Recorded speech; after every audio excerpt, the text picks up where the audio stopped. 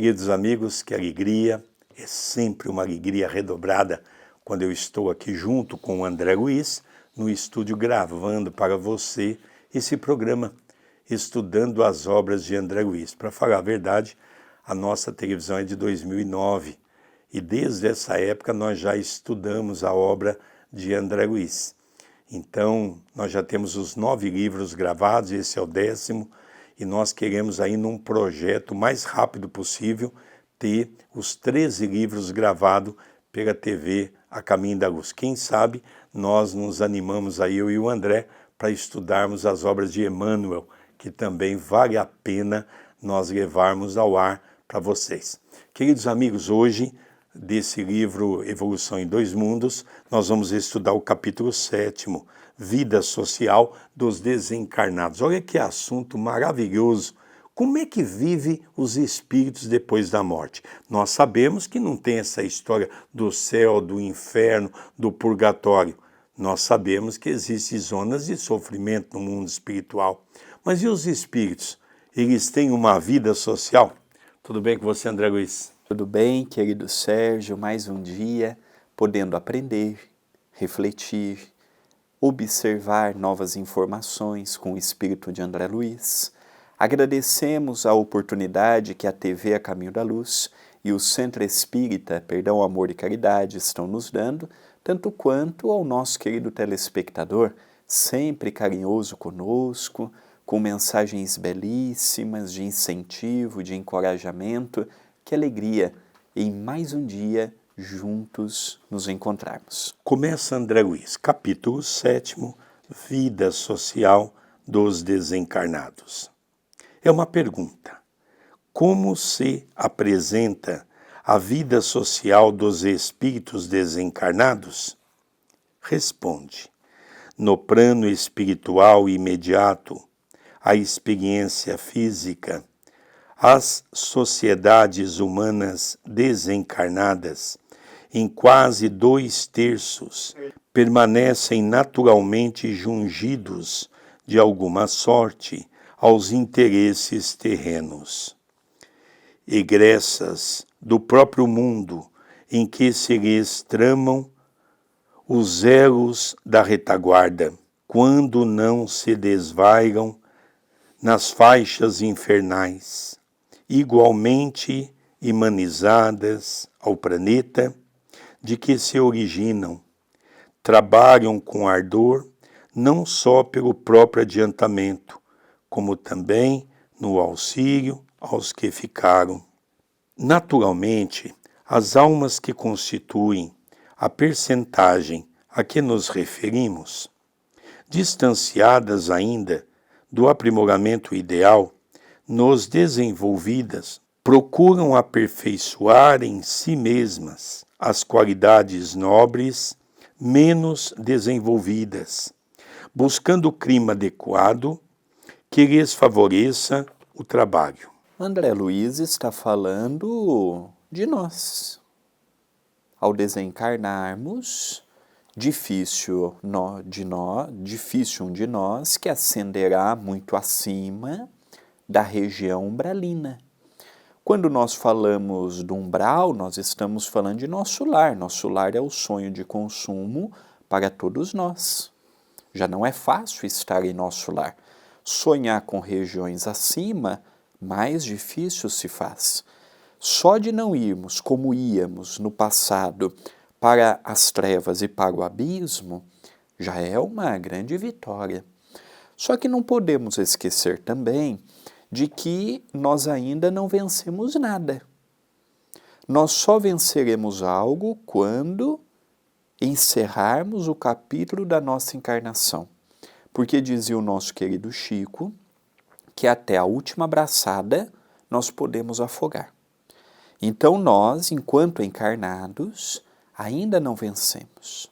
O que André Luiz pergunta a respeito dos espíritos que desencarnam e que estão no mundo espiritual? Ele diz que 2/3 continuam segregados ainda às lutas que tinham aqui na Terra. Preocupações com a política, aqueles que gostam de futebol, tendo os mesmos gostos, Nós não mudamos simplesmente porque desencarnamos. Olha, eu deixei de gostar da cerveja porque agora eu desencarnei. Olha, eu deixei de gostar de futebol porque agora eu desencarnei. Olha, eu deixei de gostar de frequentar o bar porque agora eu desencarnei. Não, eu vou continuar sendo do outro lado quem eu sou aqui. E como a maioria dos encarnados, os seus gostos são gostos que nem sempre são compatíveis com o Evangelho, aí fica a dificuldade de ascendermos a regiões espirituais elevadas. Interessante, André, eu gosto muito de comentar isso no Centro Espírita. Muita gente pergunta, quando o espírito desencarna, para onde ele vai? Dependendo do estágio dele, a grande maioria deles vão ficar dentro da nossa própria casa. Para onde eles vão? Se eles viveram uma vida toda em uma casa e eles não tiveram ascensão para ir para um lugar melhor, como o André acabou de explicar, também não são espíritos ruins para ser levado para zonas de sofrimento. São espíritos comuns. Eles vão viver dentro da nossa própria casa. É verdade que muitas vezes a gente vê uma casa entrar em parafuso. Porque dentro de um lar, veja se não é verdade, nós temos as preferências nossas. Preferências por um filho, preferências por esse, por aquela. Os espíritos vão para o mundo espiritual levando as suas mesmas tendências. Pois bem, ao chegar no mundo espiritual, eles então vê o que está acontecendo na casa. E eles tentam defender aqueles pelas quais ele gosta. É natural que isso aconteça. Então, às vezes, a casa vira um inferno por conta disso. Principalmente aquelas casas que não fazem, não têm o culto do Evangelho no lar, André. Não só o culto do Evangelho, porque o culto do Evangelho é muito praticado por nós, os espíritas. Então, nós não podemos legar ao abandono quem não seja espírita e não realize. Nós estamos aqui falando de todos que não têm uma espiritualidade elevada. E isso pode acontecer até conosco, os espíritas. Mais conversas sadias, mais leituras edificantes, mais trabalho na senda do bem.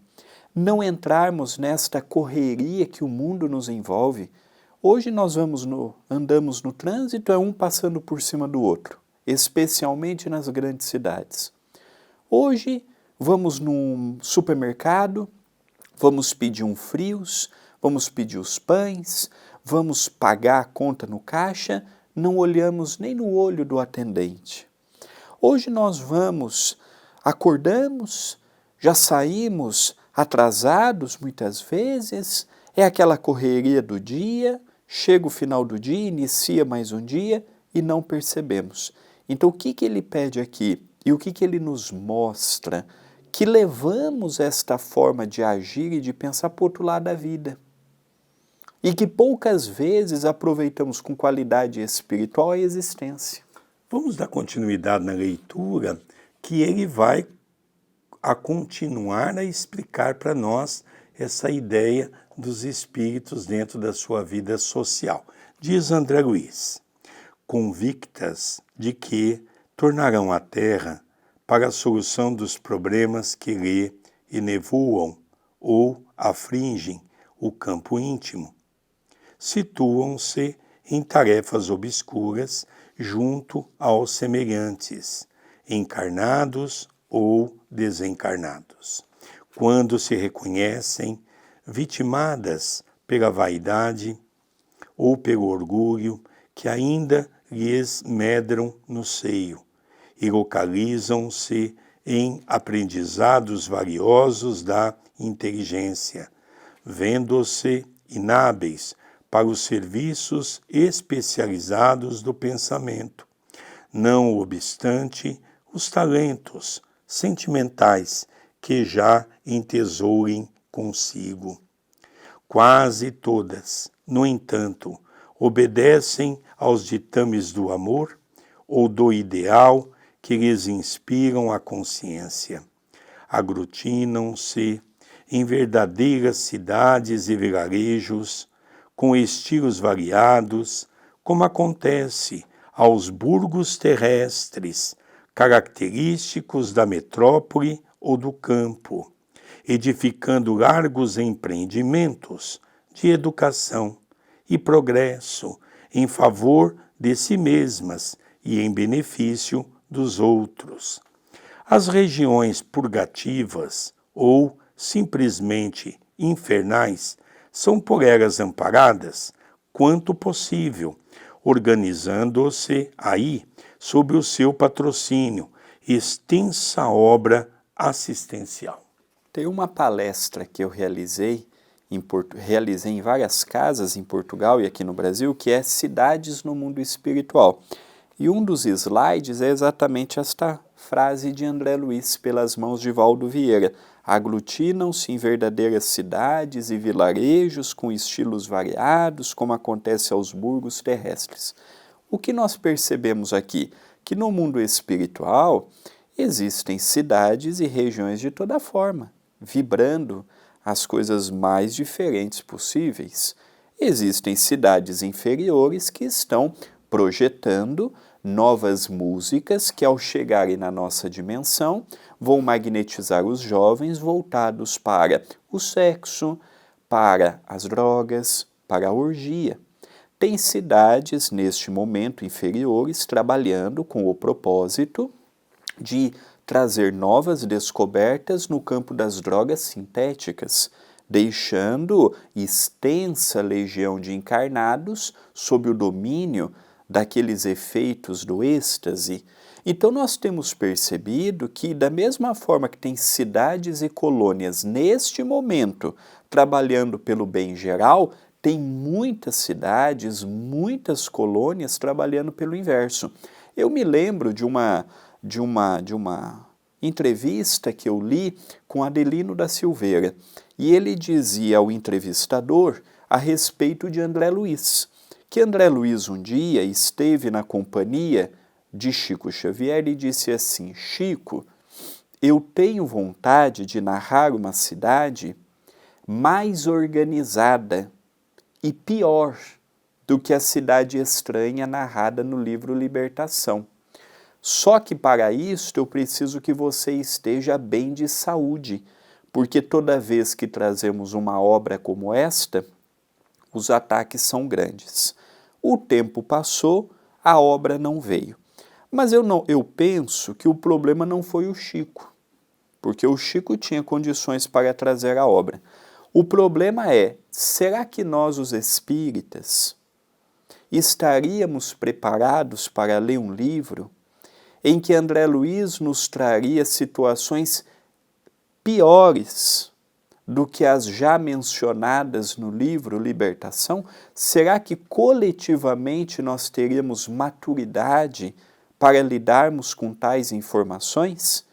Então nós percebemos que o mundo espiritual é muito vasto. Aqui nós há pouco trouxemos o livro Trabalhadores Invisíveis, do livro Jerônimo Mendonça, falando um pouco da colônia espiritual, da colônia Esperança Chico Xavier, os trabalhos que eles desenvolvem acima da cidade de Itapira. Igual colônia Esperança Chico Xavier, felizmente nós temos muitas, como temos muitas também cidades estranhas. Existe de tudo. O Chico dizia que existe de 5 a 6 vezes mais a população desencarnada do que encarnada. Então, entre encarnados e desencarnados, são de 30 a 35 bilhões. Aqui 2 pontos me chamaram a atenção. A primeira, quando ele diz que a grande maioria das pessoas vivem em cidades e vilarejos, dando continuidade na sua vida, aonde procuram viver naturalmente dentro dos mesmos aspectos que vivia quando estava no corpo físico. Eu me lembro que Chico Xavier dizia que de cada 4 pessoas, 3 não sabem que desencarnaram. Ou seja, aonde ficam esses espíritos? Num primeiro momento, eles ficam em casa, vão ao trabalho, vão às compras, vão aos bancos, fazem aquele mesmo rotina que ele tinha. E ele diz aqui também depois um outro ponto muito interessante. São aqueles espíritos que vão para regiões purgativas ou simplesmente infernais. Aí nós já estamos falando daquelas regiões abaixo da crosta, as trevas e a zona do abismo. Então nós sabemos, por exemplo, que são zonas infernais de sofrimento. Mas isso, vamos ver as características. O homem comum, ele vive socialmente dentro daquilo que ele fazia. O homem que é maldoso, durante a sua existência, é um homem fofoqueiro, um homem que nunca fez uma caridade, um homem orgulhoso, um homem egoísta, que sempre pensou em si, egocêntrico. É natural que fique uma presa na mão dos espíritos, que nós vamos dizer dessas zonas purgatoriais. Então o céu e o inferno existem não da maneira com que nós aprendemos na Igreja Católica. Nós vivemos o estado de céu e de inferno. E aqui mesmo, quando nós estamos encarnados, nós temos esse hábito. Veja se não é verdade. No dia que você está bem, tudo está maravilhoso, as coisas estão transcorrendo do jeito que você quer. Alguém pergunta, como é que você vai, Sérgio?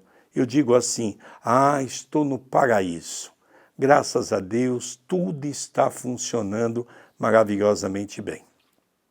Naquele dia que você não está bem, as coisas estão dando tudo errado, as coisas estão complicadas, as doenças estão batendo na porta de casa, os problemas financeiros, os problemas de relacionamento familiar, as dificuldades no trabalho. Sérgio, como é que você vai? Minha vida está um inferno, tudo de ponta cabeça.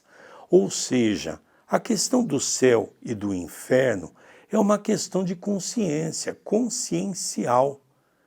É a questão daquilo que nós estamos vivenciando naquele momento. Então isso é muito interessante, essa colocação. Agora, André Luiz vai dar continuidade para encerrar esse capítulo para nós. Vamos ver o que André Luiz está dizendo. No plano físico, a equipe doméstica atende à consanguinidade em que o vínculo é obrigatório, mas no plano extrafísico, o grupo familiar obedece à afinidade em que o liame é espontâneo. Por isso mesmo, na esfera seguinte, a condição humana, temos o espaço das nações, com as suas comunidades, idiomas, experiências e inclinações, inclusive organizações religiosas típicas, junto das quais funcionam missionários de libertação mental, operando com caridade e descrição, para que as ideias renovadoras se expandam sem dilaceração e sem choque. Com esses 2/3 de criaturas ainda ligadas, desse ou daquele modo, aos núcleos terrenos, encontramos 1/3 de espíritos relativamente enobrecidos que se transformam em condutores da marcha ascensional dos companheiros, pelos méritos com que se fazem segura instrumentação das esferas superiores. Essa mensagem foi recebida por Valdo Vieira, em Uberaba, em 14 de março de 1958.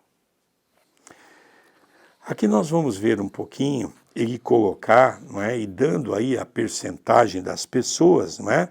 Vamos aqui começar com aqueles que são apegados à Terra. E divide em 3 partes os espíritos, né? A primeira parte, aqueles que estão dentro de casa, isso para nós resumirmos aquilo que nós já falamos. A primeira parte, aqueles que ficam dentro de casa, que são ligados por ligações e liames consanguíneos, que ainda tem uma afetividade pelos filhos, pela esposa, pelos parentes, são apegados à casa. Tem muitos que estão ali porque estão apegados aos bens materiais. Então ele fica ali, não é? Vendo o que vai ocorrendo, por exemplo, quando a casa é vendida, quando os bens são vendidos, quando começa a dar as coisas que ele acha que lhe pertence, aí existe um choque cultural, porque o espírito se revolta, porque ele acha que pertence a ele.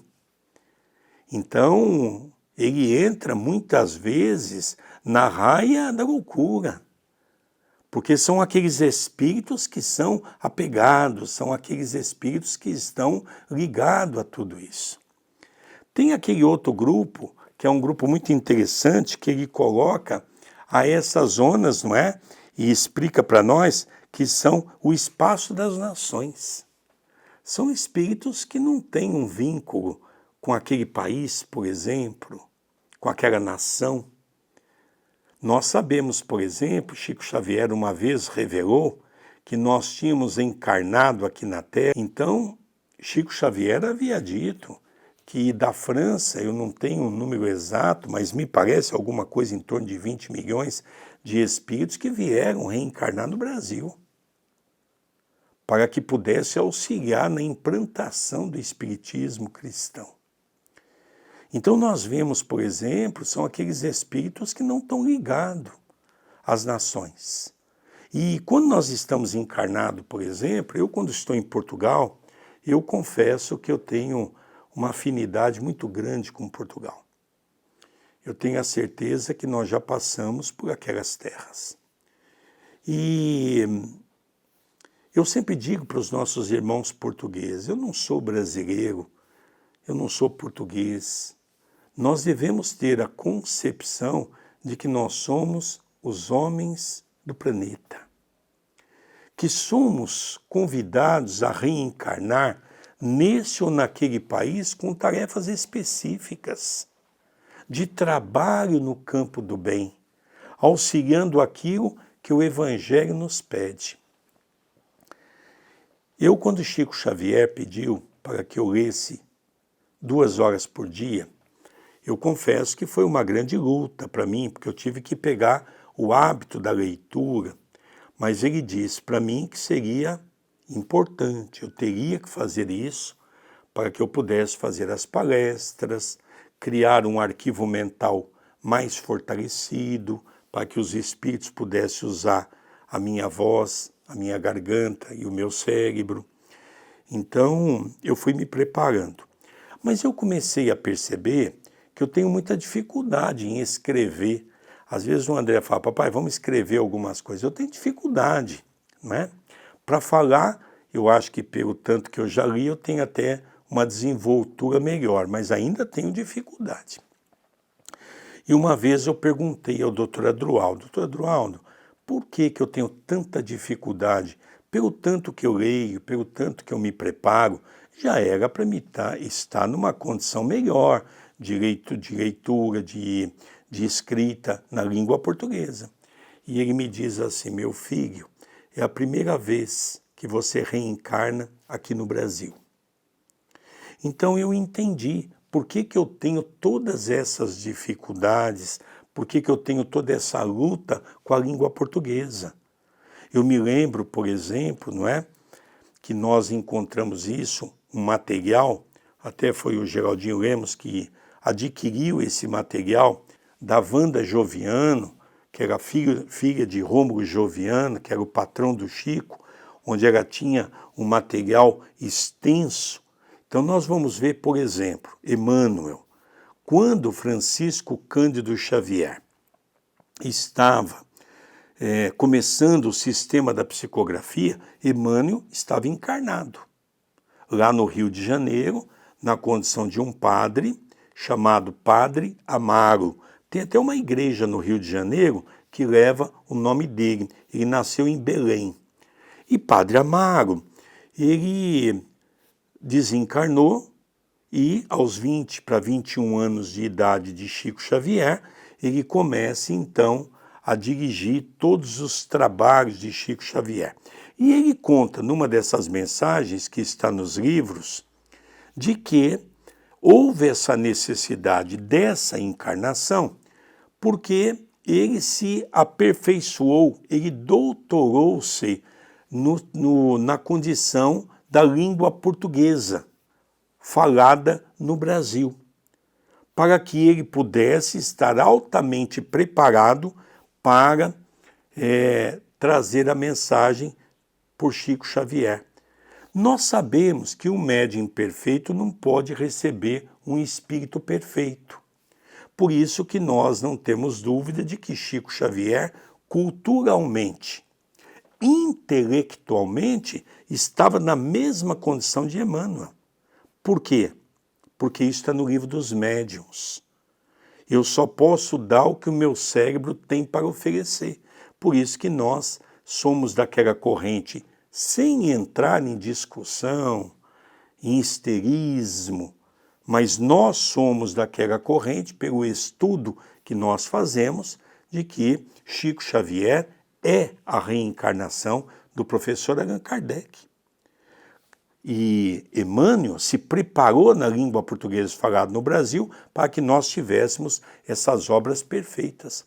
E nós sabemos que toda a obra que Chico Xavier recebeu, toda ela havia a correção de Emmanuel, André. Olha que coisa linda. Emmanuel, como um grande regente da orquestra, que foi a mediunidade do Chico, um trabalho extraordinário para que pudéssemos ter estas mais de 550 obras dos mais variados estilos de escrita, dos mais variados estilos dos seus autores espirituais.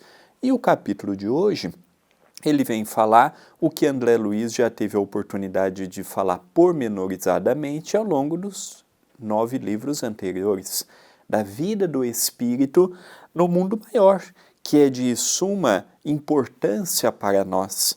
Lembrando que Allan Kardec disse o que a sua época comportava.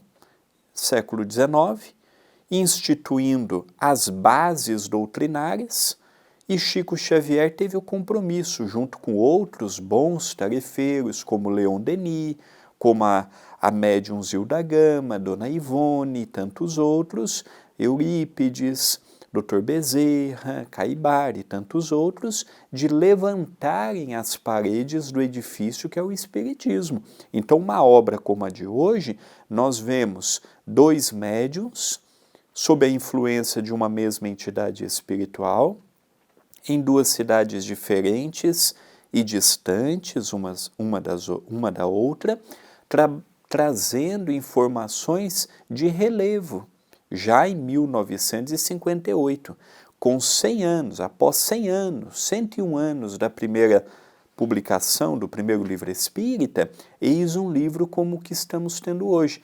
descortinando para nós em miúdos o mundo espiritual e os seus mecanismos de justiça. E eu queria encerrar exatamente com esse último 1/3, porque vale a pena. Nós falamos muito do mal, mas tem muita gente trabalhando no bem, André.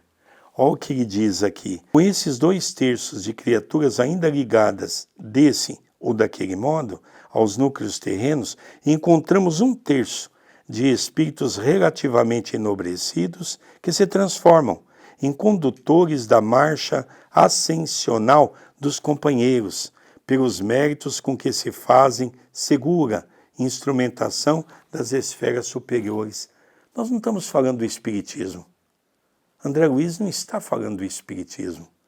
André Luiz está falando que no mundo todo, encarnado, 1/3 das pessoas estão fazendo bem. Em todas as áreas, trabalhando na área caritativa, levando uma palavra amiga a quem está desalentado, levando comida a quem está com fome, pessoas que estão trabalhando na ciência para desenvolver medicamentos e equipamentos para nos ajudar a termos um padrão de vida melhor. Pessoas que têm um coração bom, que estão trabalhando nas mais diversas áreas da humanidade para servir o próximo. Então nós percebemos que o André há pouco disse uma coisa interessante. Não é o Espiritismo que nós temos que olhar como sendo uma doutrina. A doutrina espírita é mais uma. Vamos olhar como um todo. Tem muita gente nas igrejas evangélicas fazendo bem. Tem muitos católicos trabalhando pelo bem. Tem muitos muçulmanos fazendo bem. Enfim, todas as religiões têm pessoas que estão envolvidas no trabalho do bem. Olha que bonito, André. Sem dúvida, é uma visão ecumênica e espiritualista que nos convida ao trabalho incessante. Estamos encerrando mais um programa, mais um capítulo, agradecendo a todos que nos acompanham e eu peço a sua ajuda aqui para o canal. O gostei, o comentário no vídeo, compartilhamento para os amigos e familiares, inscrição no canal, se torne membro do canal. Todas essas ações nos ajudam imensamente e contamos com ela. Queridos amigos, vamos encerrando o programa estudando as obras de André Luiz, o livro Evolução em Dois Mundos. Eu estou ficando cada vez mais apaixonado por essa obra e quero que você também veja essa obra e divulgue essa obra como uma obra literária que nos traz a beleza do mundo físico e do mundo espiritual. O livro Evolução em Dois Mundos. Um beijo no seu coração. Ah, ia me esquecendo. Dê o seu gostei. É importante para a nossa página. Beijo no coração de todos. Até o próximo programa.